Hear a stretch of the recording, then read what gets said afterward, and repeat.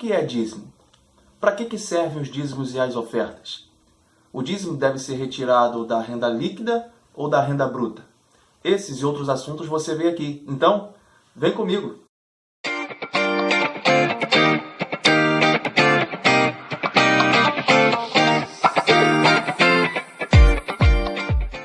Deus em Cristo vos abençoe. Começa agora mais uma pré-aula da sua EBD semanal. E nesta lição de hoje nós vamos falar da lição de número 7.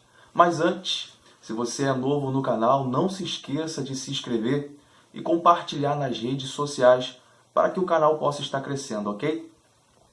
Na lição de número 7 nós vamos falar sobre a mordomia dos dízimos e das ofertas. Isso. O nosso texto áureo está em Malaquias, capítulo 3, versículo 10. Malaquias 3:10, bem conhecido, né? E a nossa leitura bíblica em classe também está em Malaquias, capítulo 3, de 7 a 12. O tópico 1 está dizendo sobre as fontes de recursos da igreja local. O que está dizendo no subtópico 1? Subtópico 1 está dizendo sobre dízimos e ofertas. Esse subtópico vai falar sobre dízimos e ofertas. Então a gente tem que entender que a igreja local, ela não é uma empresa que fabrica produtos que são comercializados depois. Sabemos que a igreja não é uma empresa, ela não é fábrica, ela não gera produtos para que se venda. Então, como que a igreja vai se manter financeiramente? Como que ela se mantém? Através dos dízimos e das ofertas. Imagine se nós não contribuíssemos com os dízimos e as ofertas na igreja. Como que a igreja iria se sustentar financeiramente? Pagando conta de luz, pagando água, algumas igrejas que são aluguéis, que têm aluguéis, tem os confortos dos bancos acolchoados, confortos de ar-condicionados. Então nós temos que ter isso em mente, que a igreja local, a obra do Senhor, ela precisa das contribuições de dízimos e ofertas para se manter de pé financeiramente. Vamos lá, subtópico 2, o cuidado com recursos externos. Por que o comentarista vai abordar esse termo de ter o cuidado com os recursos externos? Primeiro a gente tem que entender que recursos externos são esses. O comentarista vai dizer que a igreja local ela não deve fazer parcerias com órgãos financeiros, que seria órgãos públicos, governos, organismos financeiros. Então ele está dizendo que a igreja local não deveria fazer parceria com esses órgãos financeiros. Por quê? Porque em grande parte a igreja acabaria se envolvendo em práticas ilícitas e práticas também que são abomináveis aos olhos do Senhor. Então a igreja não deve se envolver ter essas parcerias, né? Porque eles sempre vão envolver trocas, como se eles estivessem ajudando a igreja de certa forma, então eles iam querer alguma coisa em troca. E, como eu falei, a igreja acabaria se envolvendo em práticas ilícitas. Então o comentarista vai dizer que a igreja local não deve se envolver. O cuidado que tem que ter com esses recursos externos, ou seja, não buscar lá fora. Tudo vem dali de dentro, através dos dízimos e das ofertas. Subtópico 3, outras fontes de recursos. No subtópico 2 nós vimos que a igreja não deve se envolver em instituições financeiras por causa das práticas ilícitas. Mas já nesse subtópico 3, ele vem dizendo que se a igreja tiver um centro social, um centro de ajuda legalizado, com todas as diretrizes de legalização, ela pode sim receber ajuda governamental para que possa estar ajudando esse centro social. Se a igreja tiver um centro social legalizado, cumpridor de todas as diretrizes, aí sim pode receber ajuda do governo.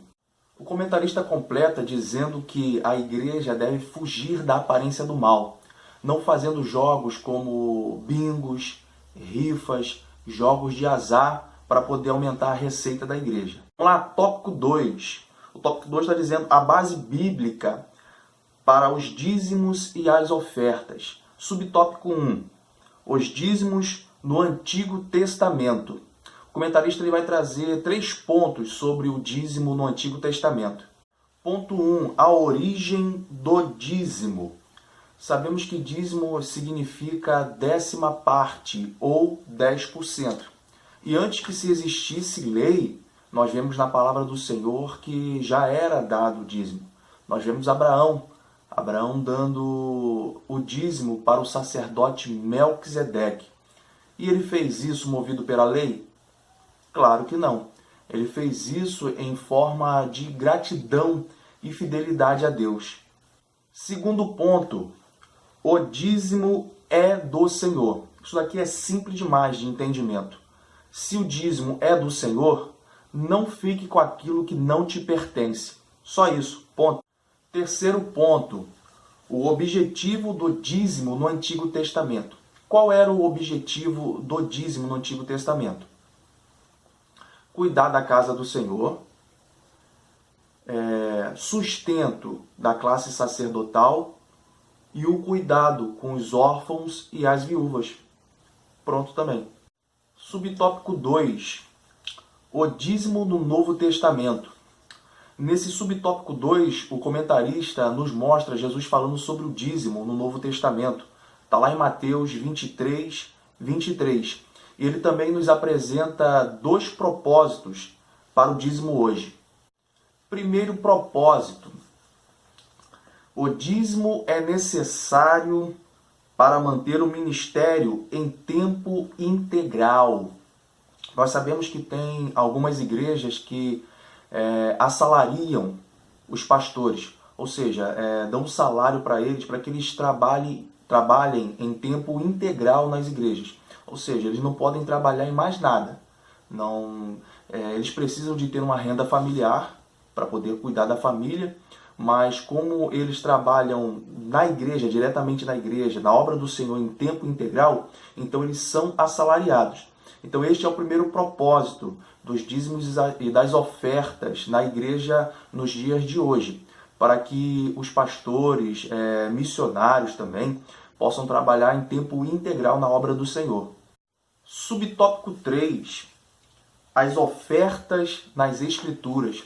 Nós sabemos que a palavra do Senhor, a Bíblia, ela está recheada de versículos ou de passagens que falam sobre ofertas. Uma das mais famosas está no Novo Testamento, quando Jesus está no templo e ele vê uma viúva pobre entrando no templo e depositando 2 moedinhas na arca do tesouro. E Jesus vai se agradar com essa oferta dessa viúva pobre, porque ela deu de forma voluntária, ou seja, ela deu de coração. Então o Senhor se agrada quando a gente dá uma oferta voluntária, uma oferta de coração ao Senhor. Deus se agrada muito, muito, muito mesmo. Vamos lá, tópico 3. A mordomia dos dízimos e das ofertas na igreja local. Subtópico 1. Como deve ser a entrega dos dízimos e das ofertas na igreja local? Aqui o comentarista ele vai trazer 3 pontos de como deve ser feito as entregas de dízimo e ofertas na igreja local. Primeiro ponto, com gratidão a Deus, ou seja, a entrega de dízimo e oferta deve ser feita com gratidão a Deus. Deus te dá saúde, te dá força, abre portas para você. Você não deveria ser grato por causa disso? Então, uma das formas de agradecer ao Senhor por essas bênçãos é você entregando ou abençoando a obra do Senhor com os dízimos e as ofertas. Segundo ponto, o dízimo deve ser calculado a partir da renda bruta. Nós sabemos que existem muitas dúvidas sobre se o dízimo deve ser retirado da renda líquida ou da renda bruta. Aqui o comentarista ele nos orienta que o dízimo deve ser retirado da renda bruta. E também, além de ser retirado da renda bruta, ele deve ser a primeira coisa a ser separada. O dízimo deve ser a primeira coisa que você pega o dinheiro que você tem que separar, é o dízimo. Terceiro ponto, Os dízimos e as ofertas devem ser levadas à casa do tesouro. No templo em Jerusalém, existia um lugar chamado Casa do Tesouro, que nada mais é a casa do Senhor, hoje pra gente, né? A casa do Senhor ou a tesouraria da sua igreja. Só isso. Subtópico 2. O dízimo dos empresários. Geralmente os empresários, profissionais liberais, eles tendem a terem dúvidas porque eles não possuem rendas fixas. Ou seja, ele não tem uma renda fixa. Por ser empresário, né, está sempre variando. Então, por não terem renda fixa, acabam gerando dúvidas. E o comentarista da revista, ele vai deixar duas orientações aos empresários e aos profissionais liberais que não possuem renda fixa. Primeira orientação: o dízimo deve ser calculado com base na renda. Nós sabemos que as empresas, o seu faturamento não é renda, porque ela vai se dividir entre custo e lucro. Então você retira o custo da empresa, o que foi gasto, né, pela empresa, e o que sobra é o lucro.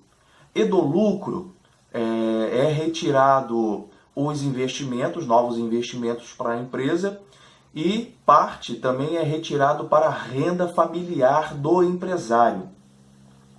E o comentarista ele vai nos mostrar que o dízimo dos empresários deve ser tirado dessa renda familiar que ele tira. Ou seja, as empresas chamam de prolabore, ou pagamento desse empresário. Ou seja, não é porque ele é o dono que ele não vai ter um pagamento. E os empresários eles vão tirar esse prolabore, esse pagamento, chama de renda familiar. Então é dessa renda familiar que ele vai tirar o dízimo dele. Se a renda familiar mensal dele é de 5 mil, ele vai tirar dos 5 mil. Se é de 10 mil, ele vai tirar dos 10 mil. Então é retirado dessa renda familiar. Segunda orientação: o controle da renda. Nós sabemos que os empresários, ele tirando essa renda familiar, tem empresários que tiram no final do mês, como o pagamento dos funcionários, ele também tira esse prolabore para ele no final do mês. Só que também tem empresários, e a maioria faz isso, ele tira uma quantia diárias, tira quantias semanais, tira quantias quinzenais, e isso vai se gerar esse prolabore dele durante o mês. Ou seja, em vez de ele tirar no final do mês tudo, ele vai tirando pedaços no prolongamento do mês. E ele vem dar essa dica do controle de renda em que sentido? De que o empresário tem uma planilha dessas retiradas que foram tirando. Que tem uma planilha, ou até mesmo que anote num caderno todas essas retiradas. Para quando ele for retirar o dízimo, ele venha saber exatamente o quanto foi retirado para a sua renda familiar. Ou o empresário, em vez de tirar tudo no final do mês dessas partes que foi tirando, toda vez que ele fizer uma retirada, ele já tira o dízimo e guarda. Porque fica melhor, em vez de retirar tudo de uma vez, ele vai tirando dessas partes que ele for fazendo de retirada da sua empresa. Supor, ele tirou R$1.000, já lá, tira o dízimo. Daqui a mais uma semana ele tirou mais 3 mil, tira o dízimo. Tirou daqui a 15 dias, tirou mais 5 mil, tira o dízimo. Ou seja, ele guarda no lugar, que aí ele vai ter esse dízimo guardado e também anotado no caderno ou numa planilha. Ele vai ter esse controle rigoroso e não vai errar, né? Vamos lá, conclusão. Dízimo e oferta não devem ser feitos por obrigação, mas sim voluntário. Tem que ser de forma de agradecimento, em forma de agradecimento, em forma de gratidão, em forma de amor, em forma de fidelidade a Deus. Não por obrigação, mas faça por amor. Deus em Cristo vos abençoe e te espero na próxima aula.